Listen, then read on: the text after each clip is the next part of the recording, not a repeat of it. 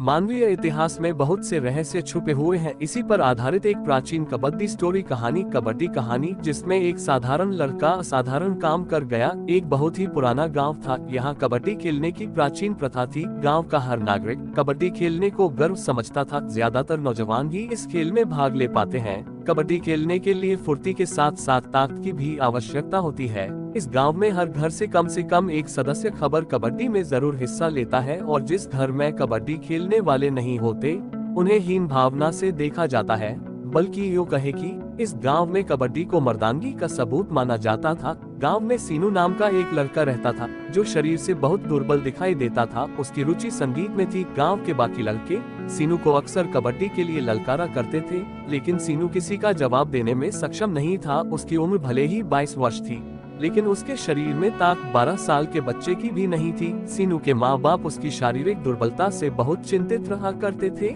वह कई डॉक्टरों से अपने बेटे का इलाज करवा चुके थे, लेकिन सीनू का शारीरिक विकास रुक चुका था। उसे किसी डॉक्टरों की कोई भी दवा असर नहीं कर रही थी। सीनू के पिता अपाहिज होने की वजह से कबड्डी में हिस्सा नहीं ले पाए थे। सीनू के पापा को उम्मीद थी कि उनका बेटा उनके परिवार का नाम रोशन करेगा, लेकिन सीनू कबड्डी खेलने में असमर्थ है। गांव के लोगों के तानों से सीनू परेशान रहने लगता है। वह अपने पिता से भी कुछ नहीं कह पाता, क्योंकि वह जानता है कि कमी उसी के अंदर है। एक दिन वह हताश होकर जंगल के रास्ते गांव से बाहर निकल जाता है और पूरा एक दिन सफर करने के बाद एक गुफा पहुंच जाता है। गुफा चारों तरफ से पेड़ पौधों से ढकी होती है। गुफा रहस्यमयी लग रही होती है। सीनू गुफा के अंदर डरते हुए प्रवेश करता है। अंदर पहुंचते ही सीनू को एक इंसान का कंकाल पड़ा दिखाई देता है। वह कंकाल को देखते ही घबरा जाता है। सीनू हिम्मत करके आगे बढ़ता है। अचानक उसका पैर फिसल जाता है और वह पानी के कुएं में जा गिरता है। कुएं में गिरते ही सीनू के शरीर में बहुत तेज जलन होने लगती है और धीरे धीरे उसके शारीरिक आंतरिक बदलाव होने लगते हैं। सीनू का शरीर फौलाद की तरह मजबूत हो जाता है। सीनू फुर्ती के साथ कुएं से बाहर निकलता है और गुफा के चारों तरफ चक्कर लगाता है। कुएं के पानी के प्रभाव से सीनू बदल चुका था। उसके अंदर आत्मविश्वास आ चुका था। वह अपने गांव पहुंच जाता है और बिना किसी से बात किए अपने घर पहुंच जाता है। सीनू के माता पिता इतनी देर तक उसके बाहर रहने से चिंतित थे। वह उसके आते ही उसे डांटने लगते हैं, लेकिन सीनू कोई प्रतिक्रिया नहीं देता। वह अपने कमरे में जाकर आंख बंद करके बैठ जाता है। सीनू के माता पिता उसकी इस अजीब हरकत से सोच में पड़ जाते हैं, लेकिन वह उसके व्यवहार को नजरअंदाज करके उसके लिए खाना लाते हैं। सीनू खाना खाने के लिए मना कर देता है। सीनू की माँ उससे पूछती है, क्या तुमने बाहर कुछ खा लिया है?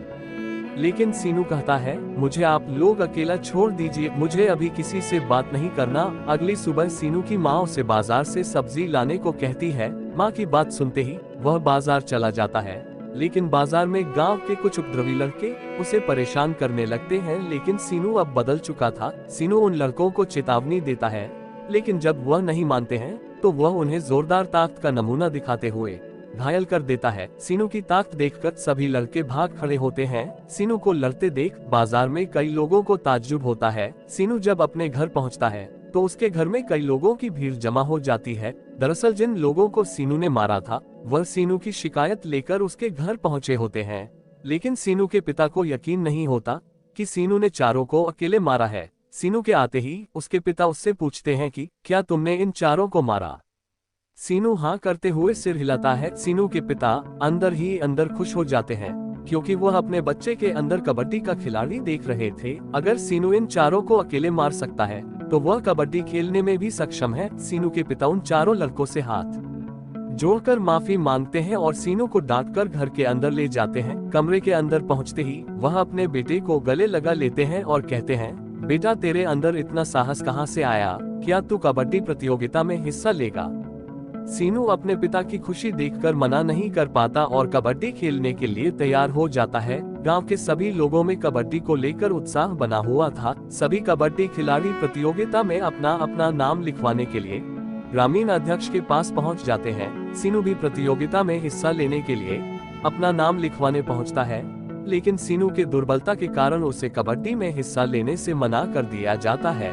जब सीनू के पिता को ये बात पता चलती है तो वह गांव के सरपंच से आग्रह करते हैं और कहते हैं, मैंने आज तक आपसे कुछ नहीं कहा, लेकिन मेरे बच्चे को खेलने का एक मौका दीजिए। अगर इस वर्ष उसका प्रदर्शन आपके अनुसार नहीं रहा तो जीवन में दोबारा कभी मौका मत दीजिएगा।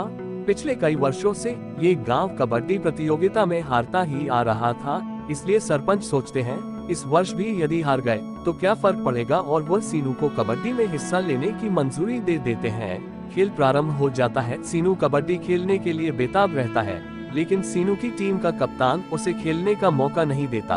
कुछ घंटे के खेल के बाद ही सीनू की टीम की हालत बुरी हो चुकी होती है, लगभग वह हारने ही वाले होते हैं। तभी सीनू जबरदस्ती अपनी टीम की तरफ से खेलने आ जाता है और पहली ही बार में प्रतिद्वंदी टीम के 5 खिलाड़ियों को बाहर कर देता है। सीनू का पहला ही आक्रमण देख गांव की जनता तालियां बजाने लगती है। अगली पारी में विरोधी टीम का खिलाड़ी सीनू की तरफ कबड्डी कबड्डी बोलते हुए आता है, लेकिन सीनू उसे बाएं हाथ से पकड़कर हवा में उछालकर दूसरी तरफ फेंक देता है। सीनू की ताकत के सामने विरोधी टीम के सारे खिलाड़ी हार मान लेते हैं। सीनू की टीम कबड्डी प्रतियोगिता में विजेता बन जाती है। सीनू के पिता उसके खेल के प्रदर्शन को देखकर गर्व महसूस कर रहे होते हैं। सारे गांव में जीत का जश्न मनाया जाता है। रहस्यमय गुफा की शक्तियों की वजह से सीनू ने अपने गांव का सम्मान वापस दिला दिया था, लेकिन वह अभी भी अपने बदलाव से अनजान था। इसी के साथ यह कहानी खत्म हो जाती है।